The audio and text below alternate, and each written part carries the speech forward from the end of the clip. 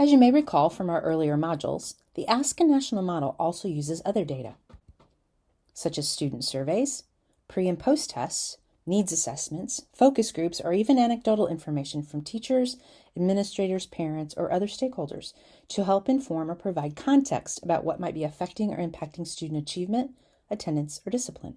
This is called supplemental data. If you recall, supplemental data helps you dig a little deeper and consider possible root causes for any gaps or discrepancies in student achievement, attendance, or discipline.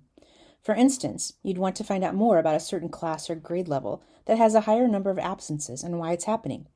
Perhaps results from a needs assessment survey you used showed that students are reporting more incidences of bullying or higher levels of stress or not feeling safe at school, which could be contributing to the issues with attendance. These need assessment survey results are an example of supplemental data that will help you target and prioritize goals for your program and begin to think about strategies for reaching your goals. Schools often use surveys or needs assessments to gather this type of supplemental data, such as the Panorama survey or even a locally created survey or needs assessment, and your school may already have some results you can use. It may also have information from your teachers or parents. However, if you used our student survey earlier, or you don't have any type of supplemental data and would like to conduct a needs assessment, remember we do offer a student needs assessment that you can use.